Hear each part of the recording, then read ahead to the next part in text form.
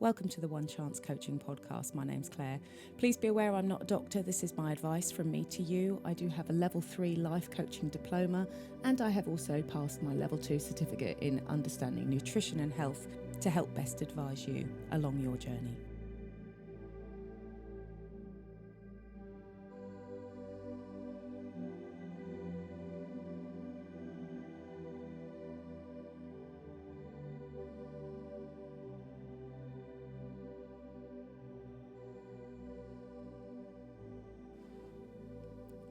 Good morning, Merry Christmas.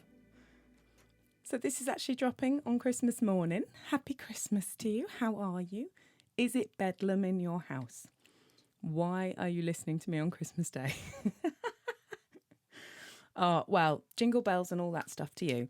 If you are, I figure the only people that might potentially be listening to this actually on Christmas Day are people that need a little break from from what's going on in the household. So if I am with you on Christmas morning and you are like hiding in the kitchen from the in-laws or from the children or from whatever else is happening in your house, I wish you a very Merry Christmas, and I'll keep you company for a little while. This is only going to be a little podcast today, hopefully fairly light. But yes, I hope that you're enjoying whatever you're enjoying, and I'm not going to harp on too much about calorie counting and stuff like that while you're trying to wrestle the Quality Street out of your hand for breakfast, or your Terry's chocolate orange, or whatever it is you're having. And do you know what? You do what you got to do today. Enjoy. Merry Christmas, darlings. Just a little quickie, like I say today. I'm not going to go on too long, but I just thought it might be a little light relief. And if you're not listening to this on Christmas Day, you might be listening to this in the middle of the summer. Then, well, Merry Christmas. So, I don't know. If it's June, then I don't know. Happy summer. I don't know what's going on. If you're watching this in June, that might be a little bit confused as to why I've got reindeer antlers on my head. But, you know, I'm just going with it today. So if you are listening on Christmas Day and you're just having a little bit of me time away from all the bedlam of Christmas morning, then I hope everything's going well and that Santa was kind and that the elves have well and truly fucked off now. Did they go? Are they gone? Bless you. I am just so relieved that the elves weren't a thing when my children were little. I would say if you've got little people listening, then, you know, but yeah, I'm just assuming that if you're listening to me, you haven't got little ears within earshot anyway. So, you know, I should put a disclaimer maybe. I just wanted to do a quick podcast this week on what no one tells you about losing a significant amount of weight. Now, this might not be for you if you've lost, you know, 12 pounds or a stone or something like that, because it might be that this hasn't affected you in the same way. And I'm in no way undermining what you've done. If you've lost a stone, fantastic, well done, applaud yourself and be very, very, very proud of that. I'm not trying to undo. I'm talking about when you look different to how you did before, and when you've had a weight loss of some considerable number. So I've lost 122 pounds in total from my heaviest. So I have experienced all the different echelons, I suppose, of life's sizes and how it feels to be everything from a size 12 to a size 26 and every single one of those sizes in between. I dread to think how much money I've spent on clothes in my life. It is a tragic, tragic state of affairs. I also dread to think how much money I've spent on slimming clubs in my life as well. That makes me really sad because that money could have been so better put if somebody had just said to me when I was 24 and I was a size 26, it doesn't have to be this difficult. This is all you need to do. Oh, if I could go back and talk to her. If I could go back. One, like, you know, genie wish. If I could go back and tell that girl in her 20s it didn't need to be this hard. So I want to go through a few things that people don't talk about necessarily. Some of them might be TMI, and I apologise for that in advance, but, you know, I am what I am. I kind of say it how it is. So firstly, and most importantly, and probably most depressingly, dogs.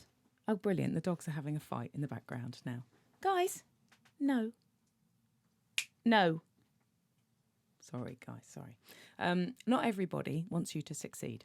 There will be people that do not want you to succeed for various reasons, and they might not even realise that they don't want you to succeed. But it is, in fact, a fact that not everyone is going to want you to do well. And it might be because it makes them feel bad about the fact that they haven't managed to do it.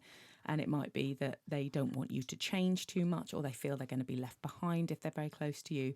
And there's so many different reasons. Like, people might think that you're going to outgrow them, and you might. You might outgrow friendships and relationships and all those sorts of things if people aren't prepared to come with you. I'm so sorry about the noise in the background, but hey, I'm going to go. It's Christmas and I just can't worry about it. My dogs are literally having a scrap behind me. If you're watching this on the YouTube video, you might be able to see little snippets of them behaving like absolute cretins behind me. I do apologise. So yes, bear in mind, not everyone might want you to do this. You might experience this today when you're sitting down to your Christmas lunch. You might have the, well, you should be eating that. I thought you were on a diet. Or, oh, go on, treat yourself. One more won't make any difference. Everyone seems to have an opinion. Just smile and nod, and you do you, and let them do them, and just don't worry about it. Particularly today, if you're trying to stick on plan today, I take my hat off. I take my antlers off to you. But you might have people around the Christmas dinner table today telling you what you should and shouldn't be doing. And some of them might not want you to succeed. Loose skin. Let's talk about loose skin. Speaking of which, have you basted your turkey in a while? Do you need to get your turkey out and give it a bit of a baste? Speaking of loose skin, you don't want loose skin on a turkey. It's a real thing, and it does happen. Now, I've lost 122 pounds. I was very, very lucky many moons ago, when probably 10 years ago, I suppose, I was able to have a tummy tuck done. And that was when I'd first lost all my weight.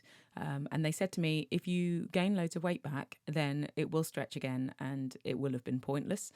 That was true to a degree. I have got a little bit of loose skin, but oh my God, nowhere close to what it was. When I'd first lost that, I think I lost 118 pounds.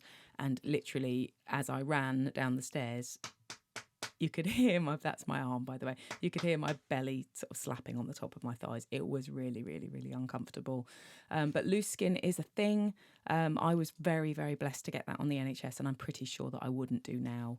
But, I don't know. I don't know what the rules are on that. But I was lucky enough to have my tummy done. However, I have got loose skin elsewhere. I've got loose skin at the top of my thighs. I've got loose skin at my upper arms.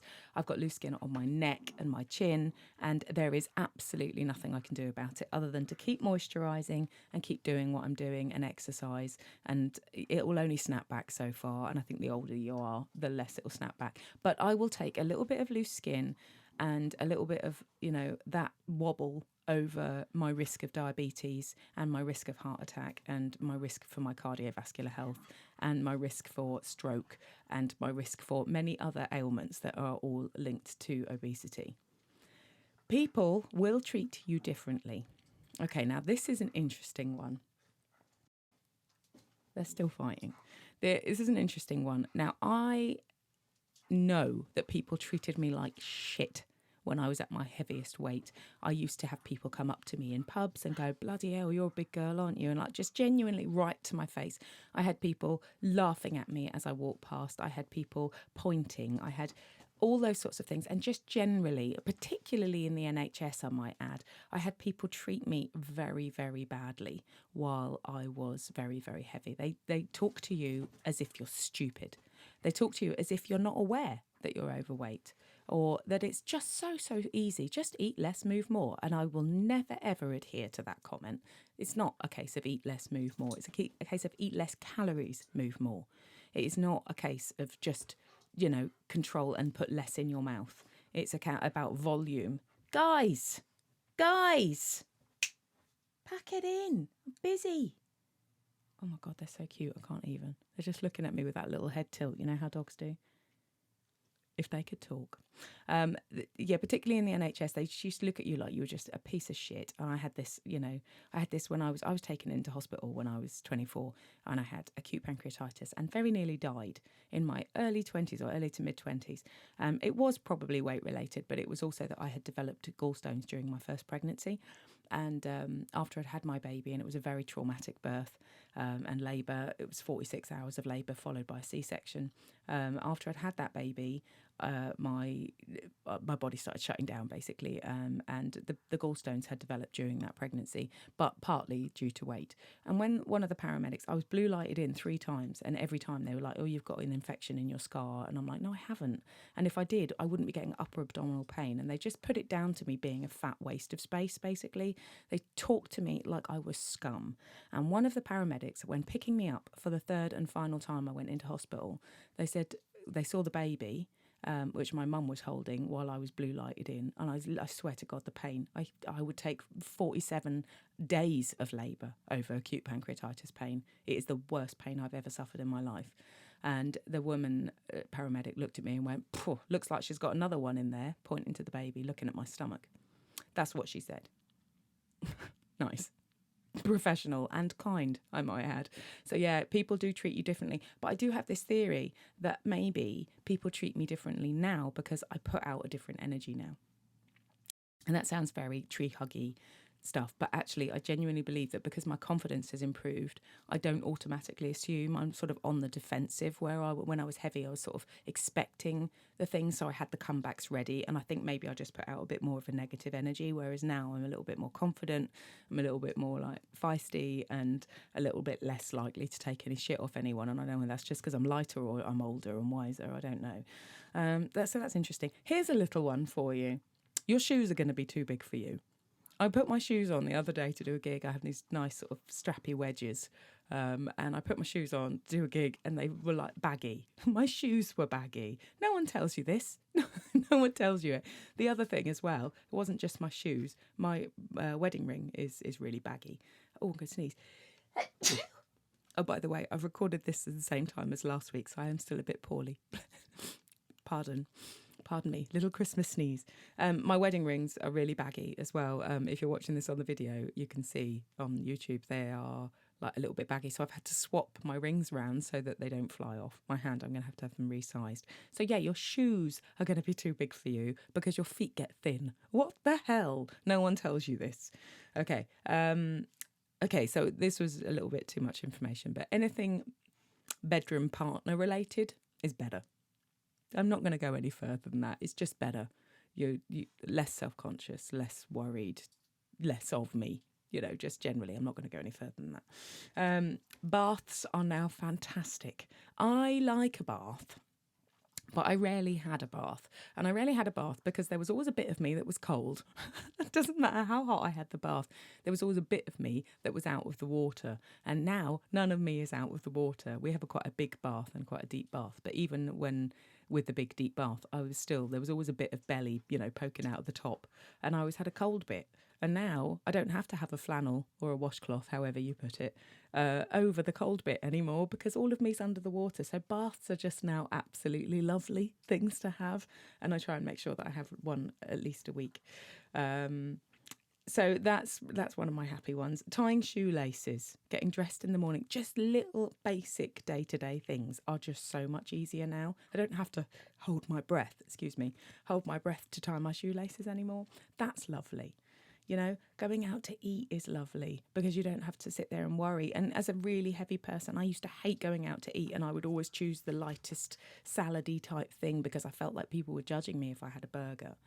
Do you know what I mean? And I'm sure people will relate to this. I'm sure running up the stairs, getting, just basic day-to-day things. Okay. Now, the other thing that I'm going to say, and I'm going to keep today really short because I just want it to be a nice little ditty really, is that people may expect you to fail.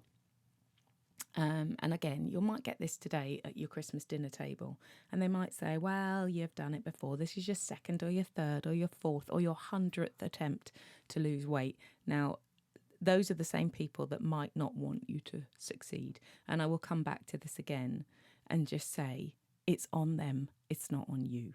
You know what you're doing. You've got this now. This is a new way of doing it. This is not the old diet club mentality. This is not the way you're doing it. You're looking at facts, not fads. You are going to make sure that you commit to yourself that you are worth it, you are going to do it, and you are going to maintain it once you are done. I absolutely believe in you. So if no one else around your Christmas table today believes in you, or you're getting any sort of snarky comments from anyone, just inner to yourself think, fuck you, I will show you. And you go on and you be as determined as you bloody well like, because there is nothing nicer at the end of the day than proving some bugger wrong who has doubted you. They might expect you to fail, and if they do, then that's on them. It's not on you. I'm going to leave it there. I just want to wish you a very, very Merry Christmas and say you have got this, and go enjoy yourself today, and I will catch up with you next week. So I will see you just before the new year, and you can come and follow me on TikTok as well if you want to. I'll be there. You guys have a lovely, lovely Christmas. Enjoy that dinner that you're working so hard on, and I wish you all the very, very best. Take care now.